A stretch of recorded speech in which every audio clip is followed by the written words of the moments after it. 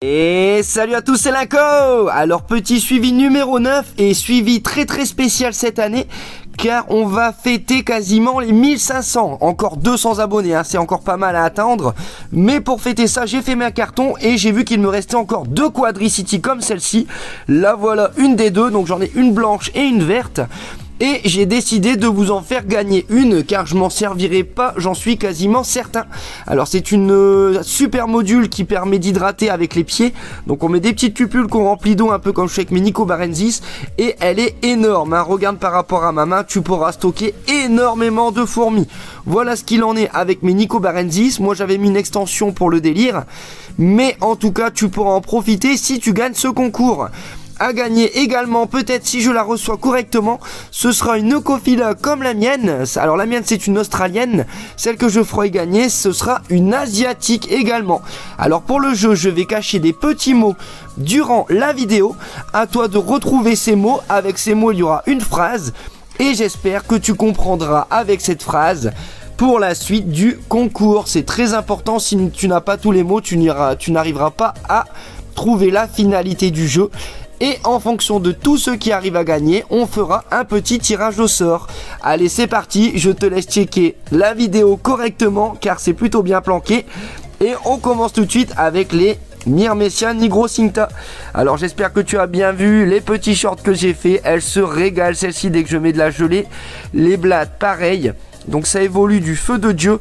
Là je pense qu'on est arrivé à une bonne trentaine, on va dire peut-être quasiment 40. Il y en a un peu partout, ça se balade.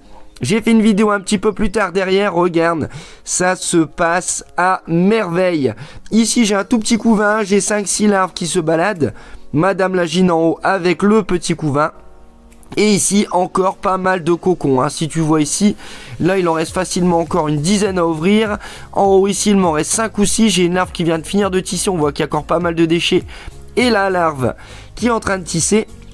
Et au niveau du beau couvain, on va regarder ici, regarde Madame Lagine s'en occupe plutôt bien. Alors là on va mettre plein phare sur elle, elle va reculer un petit peu. Mais j'ai encore énormément de larves qui demandent qu'à manger. Ce sont vraiment des morphales, ces Myrmecia Nigrocinta. Donc tout se passe bien chez elle. Depuis la dernière vidéo, ça ne cesse d'augmenter. Et on peut voir encore un petit tas d'œufs en plein milieu. Madame a répondu depuis que ces larves évoluent. Donc ça c'est plutôt pas mal. Avant elle attendait d'avoir les ouvrières pour répondre, mais maintenant elle a pris vraiment une vitesse de croisière. Et j'espère que ça va continuer et continuer jusque la fin de cette année. Voilà, donc tout se passe bien pour ces Myrmecia. On va continuer tout de suite avec un gros changement aussi chez mes coupeuses de feuilles. Le champignon est arrivé contre la paroi. Il y avait pas mal de champignons blancs, c'est celui qui est en bas. Et le champignon a fini par tomber. Regarde, il n'est plus contre la paroi. Il est reparti, voilà, on voit là le côté plat qui était contre la paroi. Il est reparti vers le tube. Alors ça va, il n'y a pas de casse, hein, ça tombe tout doucement au ralenti. Ça se fait en plusieurs heures, hein, je l'ai vu descendre tout doucement. Là il a bien repris appui sur le sol. Et les ouvrières redonnent plein de petites feuilles pour le nourrir. Donc franchement, ça se passe à merveille. Il ne cesse de grossir. Pour elle, c'est nickel. Au niveau du tube, je ne l'ai pas encore nettoyé. Je le laisse comme ça, j'ai pas trop envie de les embêter. Et la petite boîte de nourrissage, là, ici, la déchetterie. Et le nourrissage, ça se passe bien. Alors, je mets des feuilles de géranium, de troène et surtout de rosier. Alors là, ça va devenir bien parce que je commence à avoir mes premières fleurs de rosier. Donc, ça ne serait tardé. Elles vont pouvoir mettre un petit peu de couleur dans leurs champignons. On voit ici que les feuilles sont très bien coupées. Elles s'en servent à merveille. Pour info, je remplis jusqu'en haut la boîte de feuilles. Alors, il y a pas mal d'air, hein, c'est des feuilles qui prennent de la place. Et dès que tout se tasse, elle recoupe à mort. Et voilà.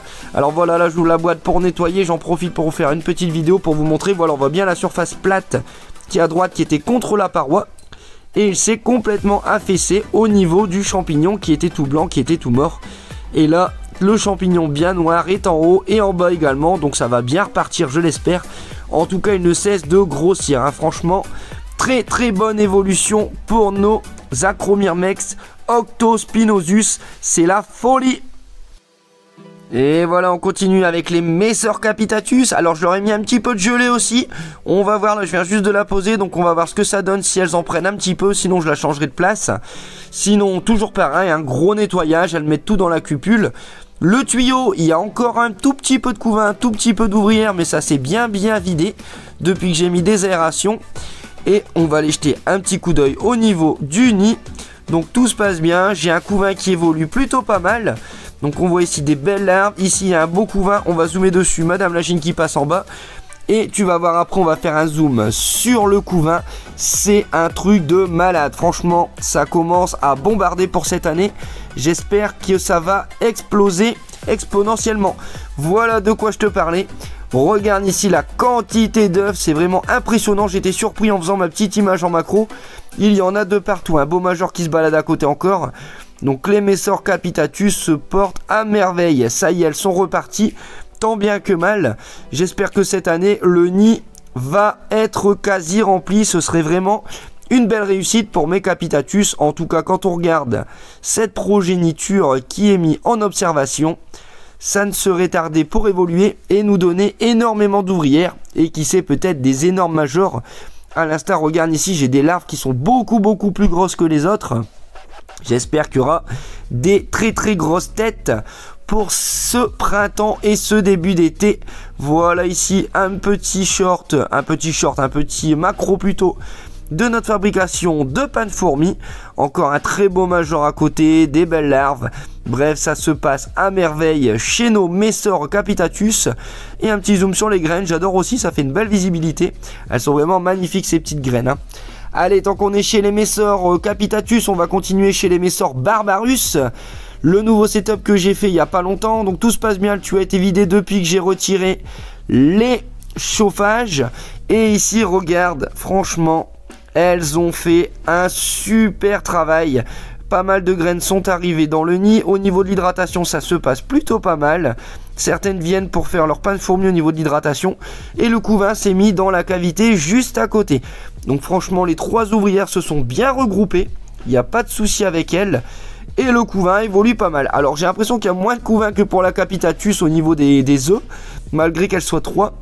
Mais là elles viennent d'emménager. Donc elles vont prendre leur lieu. Mais il y a encore même pas mal de grappes, hein. Regarde ici, on voit déjà des beaux médias majeurs avec leur tête bien rouge.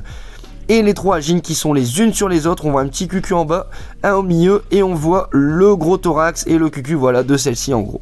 Donc pas mal aussi de larves, de nymphes. J'ai eu quelques pontes mais un peu plus petites que les Capitatus. Mais en tout cas, ce petit nid se porte à merveille. Regarde d'ailleurs ici, on voit une fraîchement née là en haut à droite. Je vais essayer de repasser dessus après. On voit qu'elle est bien grisâtre. Donc elle vient de naître. Et une ici également. Voilà, on les reconnaît facilement, hein, les toutes jeunettes. Elles ne sont pas encore colorées totalement. Donc est-ce qu'elle va prendre une tête rouge? Est-ce qu'elle va rester plutôt noire celle-ci?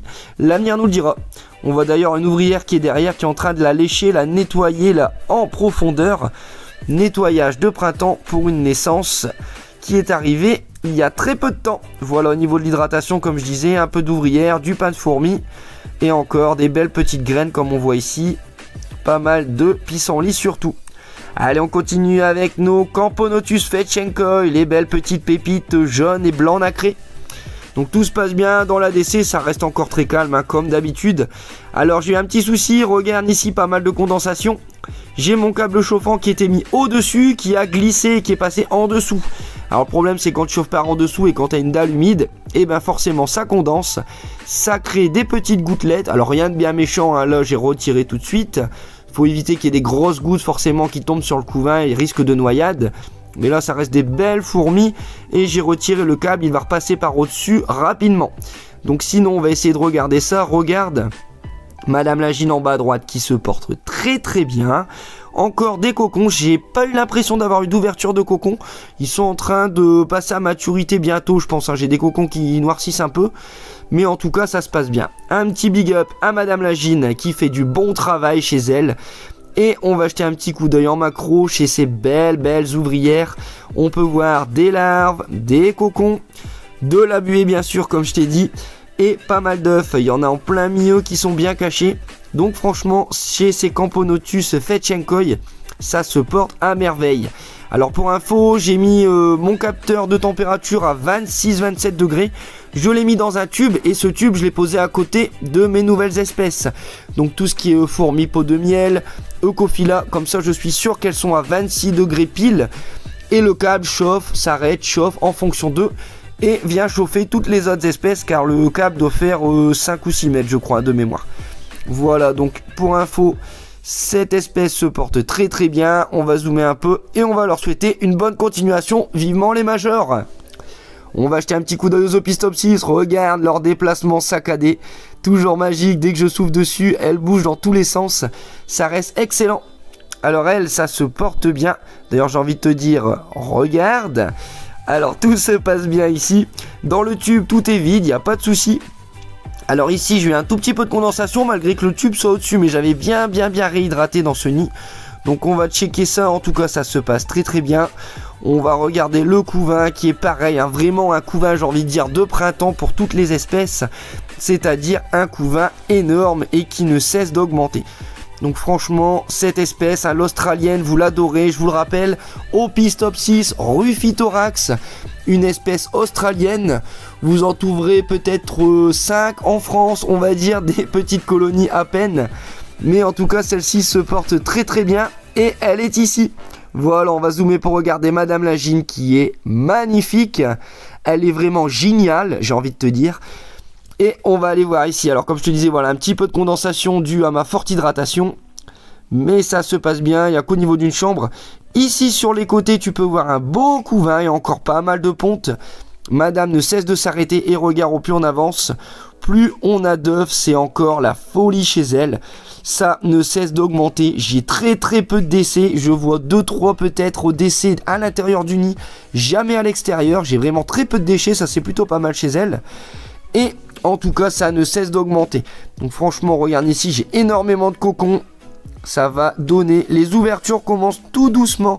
J'ai réussi à avoir une ou deux ouvrières qui étaient plutôt palichonnes. Donc je pense que c'est des nouvelles. Ici encore une petite kiss cam. Là, les cavités où certaines ouvrières se baladent. Et encore ici, une cavité bien remplie. Regarde ce couvain. Et je te laisse admirer cette espèce avec ses yeux bien globuleux. Un peu comme les Gigantiops Destructor. Une des espèces qui a aussi une très belle vue. On adore ça.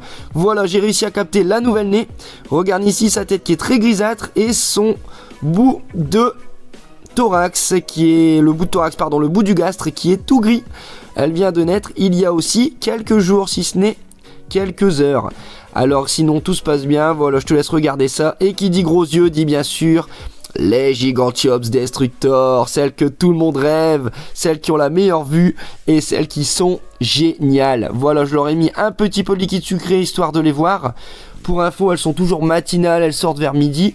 Alors la dernière vidéo, je t'avais montré, j'avais eu deux alates, deux princesses. Je ne les ai pas revues 3 jours après. Alors est-ce qu'elles ont été tuées? Je ne pense pas, j'en sais rien du tout, je vois jamais cadavre non plus chez elles. Est-ce qu'elles sont retirées leurs ailes et qu'elles sont devenues entre guillemets des ouvrières standards? Ou est-ce qu'elles ont encore leurs ailes et qu'elles sont planquées dans les nids? Ça, je ne saurais pas trop te le dire. En tout cas, depuis une semaine et demie, je les ai pas vues. J'avais rajouté 3 nids ici. Regarde, ça y est, il commence à y avoir des petites antennes qui se baladent. Pas mal d'antennes qui frétillent.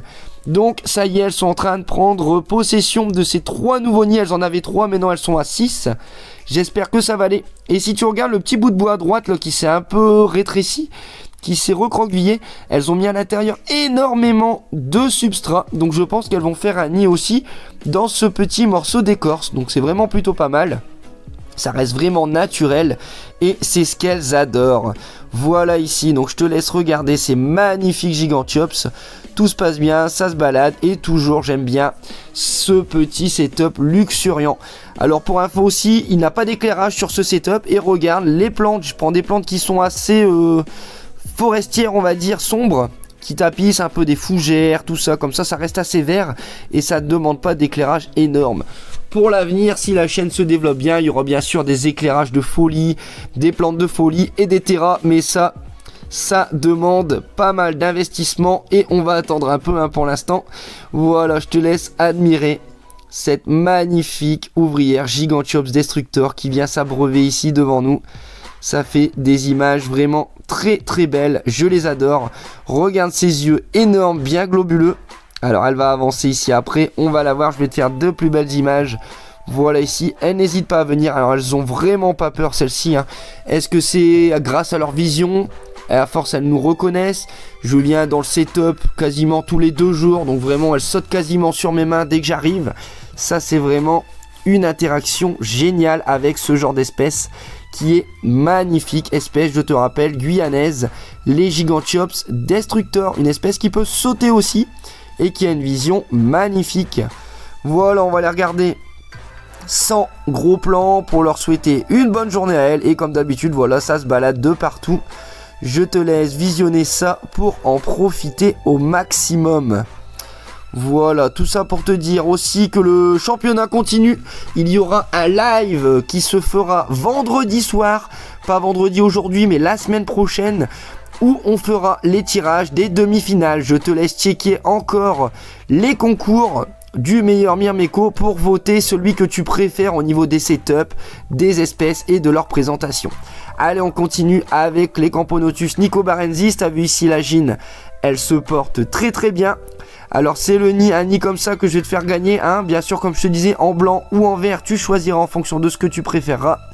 En tout cas, il se porte à merveille. C'est un des nids que j'affectionne avec les Minora et les Quadricity. Franchement, je les adore. Niveau hydratation, c'est pas mal. Et quand tu vois les espèces que j'ai dedans, elles se portent à merveille. Ici, le couvain, comme d'habitude, il évolue. Plus on avance, plus on arrive au stade de cocon. J'ai eu énormément d'ouverture de cocon. Tu vois, les salles commencent à diminuer au niveau des cocons. Ici, j'avais pas mal de déchets de cocon. Elles ont tout sorti. Donc ça, c'est pas mal. Elles ont fait un gros nettoyage et elles sont en train de tout ouvrir au fur et à mesure. Et madame, comme elle a bien répondu, ça ne cesse d'évoluer. Alors, le nid se remplit tout doucement, mais il y en a toujours énormément dans la DC. Et au niveau du tuyau de liaison, comme d'habitude, elles aiment bien être confinées. Donc, elles se mettent partout où il y a peu de place. Ici, toujours, liquide sucré, un peu de blatte, de la gélaille. Et tout se passe à merveille. Regarde ici, elles adorent se balader. Comme je t'ai montré il n'y a pas longtemps aussi sur un short, elles adorent faire énormément de bruit lorsqu'elles se sentent attaquées. Je te laisse regarder ça dans les shorts. De toute façon, petite info, petite astuce pour le concours, il faudra certainement peut-être les regarder. Je te laisse trouver la suite de l'énigme. Et on continue avec nos nicobarensis. Voilà, donc regarde ici, je leur ai mis une petite gouttelette sur les bouts des bambous. Et en moins de 20 secondes, il y a toujours une ouvrière qui arrive. Ensuite, elle va repartir et il y en a 5 autres qui vont arriver. Voilà notre bambou. Pour montrer que même les petits mineurs sont magnifiques, elles sont marrantes. À venir laper leur petit liquide sucré. Ces petites coquines, elles en raffolent. Allez, on va continuer avec une espèce qu'on a vue aussi il y a 2 semaines et qui évolue plutôt bien. Ce sont mes Myrmica SP. Alors ces petites piqueuses entre guillemets rouges, les petites fourmis rouges des jardins, se portent à merveille. J'ai eu aussi également mes premières naissances. Tu peux voir ici qu'il commence à y avoir pas mal de monde. Donc ça c'est pas mal, je vais laisser le tube se remplir énormément avant peut-être de leur proposer une Minora aussi à celle-ci. Ou un autre nid, qui sait que je vais peut-être recevoir bientôt. Qui sait. Alors regarde ici, on voit qu'il y en a pas mal qui sont pas encore colorés totalement. Elles viennent de naître aussi cette semaine. Le couvain est encore généreux chez Myrmeca. Et on voit aussi qu'il y a pas mal d'œufs en dessous, là elle les cache. Mais tout se passe bien. Madame Lagine, tu peux la reconnaître, elle est à droite ici au premier plan. On voit qu'elle a un beau thorax bien gonflé, avec ses cicatrices et l'air. Ici, le nombre d'œufs qui est pas mal. C'est vraiment une espèce qui évolue pas mal, qui ne demande pas trop d'entretien non plus. Je pourrais la conseiller finalement à certains. Elle est plutôt lente, elle demande pas beaucoup d'investissement. Et même si elle se sauve, elle court pas très vite, hein. C'est pas une Camponotus. C'est pas non plus une Myrmecia qui va te sauter dessus pour te piquer. Elles sont vraiment très petites et on ne le sent pas. Allez, on continue ici. Regarde une espèce qui est un peu plus vif, hein, mais qui vient aussi de chez nous. La Lassus SP noire. Celle-ci aussi, elle se développe plutôt bien. On peut voir ici le setup se porte pas mal. Je les laisse en tube également aussi. Elle, je pense que je vais lui proposer un multitube. J'aime bien ça aussi pour la visibilité. Et après, ça reste des Lassus, donc on va pas non plus flamber pour elle. Mais c'est une espèce que j'affectionne particulièrement, car on en voit très peu en élevage de développer. Sauf quelques-uns, bien sûr, qui adorent ça et qui arrivent. Mais c'est plutôt rare, elle reste sous-cotée. Alors, en tout cas, ça se passe bien. Le nid se porte bien. Ici, au niveau de l'hydratation, pareil, ça court dans tous les sens. Dès que je mets à manger, elles y courent, donc ça se passe bien. Une espèce aussi qui s'est bien développée, c'est mes Camponotus cruentatus. Regarde, la dernière fois il y avait un couvain qui évolue un petit peu. Alors ici dans ce tube, j'en ai deux, une deuxième qui vient la voir de temps en temps, mais elle est toute seule. Elle a décidé de squatter ici avec un peu de couvain, je sais pas pourquoi. Elle vit sa vie toute seule. Et le tube humide est vide. Et on va jeter un petit coup d'œil dans le tube royal, si je puis dire, qui se porte plutôt pas mal. On voit ici Madame Lagine qui est tout au fond. Et un beau couvain, pareil, on va aller jeter un petit coup d'œil à notre couvain en mode macro pour regarder ce que ça donne et profiter de leur couleur magnifique. Les Cruentatus, belle espèce française aussi. Gros big up à Nico qui m'avait envoyé cette Cruentatus il y a 2 ans. L'année dernière elle avait eu du mal, mais cette année elle performe. J'espère avoir une belle évolution au niveau de cette colonie. Regarde, elle commence à avoir des belles couleurs. J'adore cette petite couleur un peu rouge brique. Alors on voit ici un petit mineur qui se promène avec un œuf dans la gueule. Ici on voit encore des larves. Et tout se passe bien. Et si tu vois ici, elle commence à bien se colorer, hein. Et les premiers cocons, ça y est, c'est parti. J'ai quelques larves qui ont commencé à tisser. Donc j'ai quelques cocons. Et on va regarder après, je vais essayer de tourner le tube pour admirer. Là-bas il y a pas mal d'œufs. Alors tout se passe bien chez elle. Madame Lagine m'a refait une ponte, donc franchement c'est plutôt pas mal. Elles ont gagné le droit d'avoir un petit morceau de câble chauffant sur elles. Donc j'ose espérer que ça ne serait évolué exponentiellement. On va redonner aussi pas mal de blattes. Elles en sont friandes. Alors je vais te montrer ici Madame Lagine qui est vraiment magnifique. Voilà ici. Et après ces petites images de Madame Lagine, je vais faire pas un 360 non plus, mais on va tourner un tout petit peu le tube pour admirer ce couvain. Voilà ici, regarde la ponte qu'elle m'a fait cette semaine. C'est plutôt pas mal, hein, pour un début de fondation cette année. C'est vraiment plutôt pas mal. Allez, on croise les doigts, j'espère que ça va exploser. On continue avec que ça doit être l'avant-dernière espèce. Après, je vous embête pas plus, bande de coquins. On passe chez les Crématogaster scutellaris. Donc tout se passe bien chez elle aussi. On va se focus sur le nid. Rappelle-toi, la dernière fois, il y avait une ponte énorme. Et là, ce qui est énorme, c'est le nombre de nymphes nues. Il y en a partout ici. Tu vas voir, on dirait du popcorn. Franchement, on va passer ça en macro. C'est délirant. Ça va évoluer de folie cette année, je pense. Il va y avoir pas mal de cavités de rempli pour cette année. Ça, si tout se passe bien chez cette jean, ça va exploser. Allez, c'est parti. Regarde une petite vue de loin pour regarder ce que ça donne à l'heure actuelle. Et c'est parti, on va zoomer déjà pour passer un petit coucou à notre ginette Crématogaster scutellaris qui est plutôt pas mal. Et on va regarder le couvain. Regarde ici, j'ai encore pas mal d'œufs, des pontes. Madame les ouvrières qui savent faire au couvain, ce sont vraiment de très belles travailleuses. On a vu ici l'ouvrière qui a remonté un petit peu son gastre, on l'a un petit peu énervé, on les appelle les fourmis acrobates, hein. Regarde ici, c'est pas vraiment des déchets, c'est plutôt vraiment une mixture à base de blattes et de petits cotons qui sont sucrés. Elles adorent faire des réserves au niveau de leur nid, ça c'est plutôt pas mal. Là aussi encore un peu. Et là, attention, on va arriver au niveau de la chambre. Ici, regarde, énormément d'œufs. Et on va regarder ici la chambre des cocons. Des cocons, pardon, elles ne font pas de cocons, c'est des nymphes nues. Ici les larves et ici on arrive chez les nymphes nues. Regarde, il y en a de partout. Franchement, quand tout ça arrivera à maturité, la fondation aura triplé, et je pèse mes mots, elle aura triplé en quantité d'ouvrières. C'est un truc de fou.